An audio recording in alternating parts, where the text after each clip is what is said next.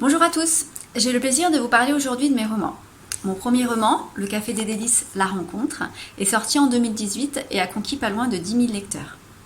Aujourd'hui, je vais vous lire un extrait de mon second roman, sorti en 2019, Le Café des Délices, de Respirer, j'ai arrêté. Vous verrez, il y a des petits post-it, c'est pour me repérer. Vous êtes prêts?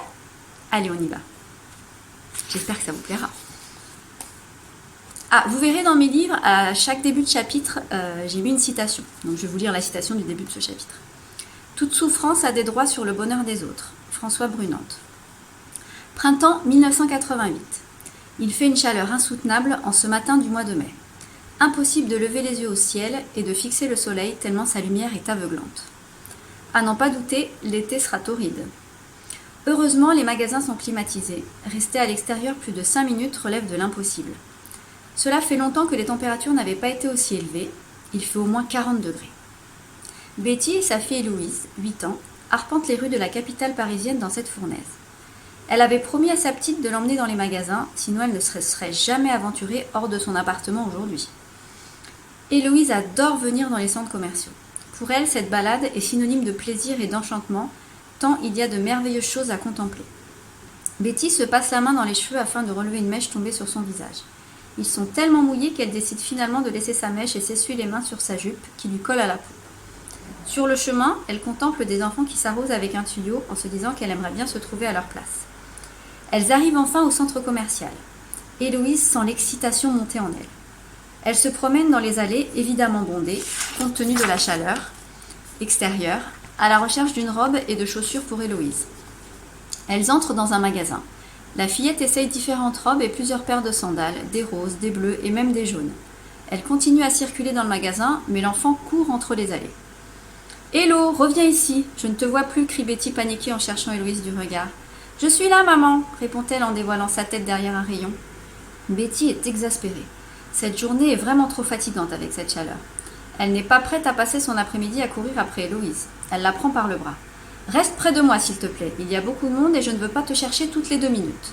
Je meurs de chaud, même avec cette climatisation, et je ne veux pas en plus transpirer en courant partout. »« Mais maman, pas de mais. Tu restes près de moi, point final. Pas de discussion. » s'énerve Betty en s'essuyant le visage avec un mouchoir. Elles arrivent dans un supermarché. Betty doit faire quelques courses pour le dîner de ce soir. Le regard d'Héloïse est immédiatement attiré par un espace jeu installé à l'entrée du supermarché.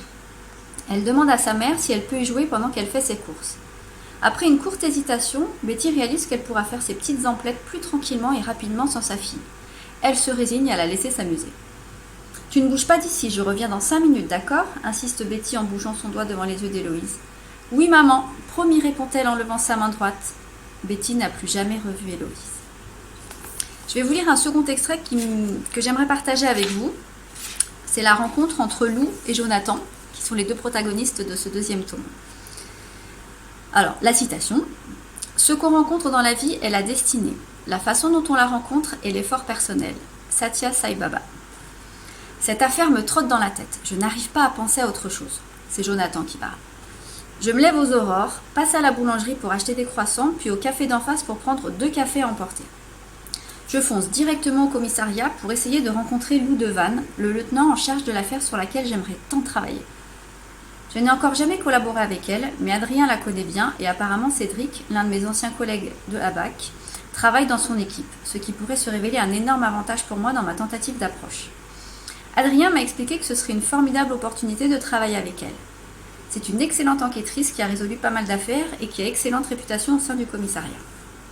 Je me dirige vers le policier à l'accueil. Il a l'air débordé, je patiente tranquillement pendant qu'il termine sa conversation avec la personne devant moi. « Bonjour, j'aimerais parler avec le lieutenant Lou Devanne, s'il vous plaît, » dis-je en posant mon paquet de croissants sur son comptoir. Son odorat ne le trompe pas et je vois bien qu'il apprécie l'odeur qui émane de mes petites gourmandises. Je lui en propose un qu'il accepte. Il me serre la main pour me remercier. « Bonjour, c'est à quel sujet ?» répond-il la bouche pleine. « Je suis criminologue, j'aimerais lui parler d'une affaire. Est-ce qu'elle est là ?»« Lou ? Elle arrive toujours ici la première et part la dernière. Enfin bref, je vais voir si elle peut vous recevoir, mais je ne vous promets rien. Merci de votre aide. » Le commissariat est déjà en effervescence et il n'est que 8 heures. Cela me rappelle des souvenirs et je me rends compte à quel point tout ça me manque. Il est divisé en 2 parties distinctes, dont l'une pour l'accueil du public. 2 flics sont en train d'interroger une femme à un bureau, plusieurs personnes sont en train de déposer plainte juste à côté. d'autres flics de prendre des dépositions. Personne ne chôme ce matin. Le policier revient enfin. Vous pouvez entrer, c'est le bureau tout au fond du couloir à gauche, mais je vous préviens, elle n'a pas beaucoup de temps à vous consacrer. C'est parfait, merci. Merci à vous pour le croissant, délicieux, revenez quand vous voulez, ajoute-t-il en affichant une mine gourmande. Je lui souris et me dirige vers le bureau qu'il m'indique, en prenant mon temps pour m'imprégner de l'ambiance du lieu. Je me rends tout au fond du couloir, pas en gris. Il me paraît interminable et triste. Ce passage étroit et long dessert un espace qui sert de salle de repos. Des fauteuils, des sucreries et de quoi se faire du café y sont à disposition. J'arrive enfin devant le bureau de l'enquêtrice et frappe à sa porte. « Entrez !» Son bureau est un vrai bordel. Je ne sais pas comment elle peut travailler dans ce foutoir. Cela dit, c'est une très belle jeune femme, même si l'on voit bien qu'elle se fout de son apparence. Elle a de beaux cheveux blonds longs, noués en tresses sur le côté et les yeux d'un vert profond. Très grande et très élancée. Je ne pourrais pas lui donner d'âge, mais je pense qu'elle est bien plus jeune qu'elle n'y paraît. « Bonjour, je m'appelle Jonathan Vidal, j'ai travaillé à la BAC et je... » « Bonjour, m'interrompt Lou, que puis-je pour vous ? Désolée, je n'ai que 5 minutes à vous consacrer, alors allez droit au but. » Quel caractère ! Je sens que cela ne va pas être aussi facile que je le pensais. La manière dont elle vient de froncer les sourcils n'augure rien de bon. Mais je ne me démonte pas. Je prends une profonde inspiration et j'enchaîne. Je viens vous parler de l'affaire sur laquelle vous travaillez. Laquelle ? Si j'avais qu'une seule affaire, je pourrais enfin prendre des congés, s'écrie Lou en fixant son regard émeraude dans le mien. Décidément, elle ne me facilite pas du tout la tâche. Je ne me laisse pas impressionner. D'accord, droit au but, j'ai saisi. L'affaire du corps retrouvé récemment dans le 14e. Elle s'arrête soudain de fouiner dans ses dossiers, je crois que j'ai enfin capté toute son attention. Mais comment diable êtes-vous au courant de cette affaire ? C'est confidentiel, bordel.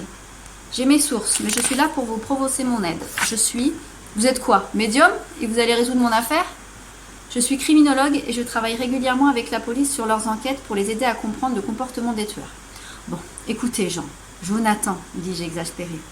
Si vous voulez, je n'ai pas le temps pour ces conneries. Arrêtez votre baratin, vous voulez quoi ? Insiste Lou en tapant du poing sur son bureau, faisant tomber quelques dossiers. J'aimerais travailler avec vous sur cette enquête, car selon les éléments que j'ai pu avoir entre les mains, il me semble que vous n'en êtes qu'au début. J'ai la curieuse impression de l'énerver encore plus. Elle se frotte le nez et son regard en dit long sur ce qu'elle pense de moi. Et vous savez ça juste avec quelques éléments que vous avez eu en votre possession, je ne sais comment, et sans avoir vu ni le corps ni le lieu du crime ? Je veux juste vous proposer mon aide. Écoutez, vous êtes mignon avec votre petite gueule d'amour, mais là je n'ai pas le temps pour ça. Comme vous le voyez, j'ai une grosse affaire à résoudre. Laissez-moi vous aider, insistai-je. Je n'ai besoin de personne. À contre-cœur, je me résous à partir. Je sens vraiment que cela ne sert à rien d'assister à ce moment précis, mais je ne m'avoue pas vaincue.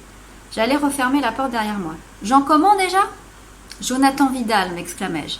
Peu importe. Allez, posez ce que vous avez dans les mains sur mon bureau, ça sent bon et je n'ai rien avalé depuis mon sandwich d'hier soir. Je lui dépose le café et les croissants et m'en vais en lui lançant mon plus beau sourire. Ce n'était que le premier round. Je ne vais pas me laisser impressionner, je veux absolument travailler sur cette affaire et personne ne m'en empêchera. Il faut que je trouve le moyen de la revoir dans un autre cadre, hors de son bureau. J'espère que ces extraits vous ont donné envie d'ouvrir la porte de mon café des délices.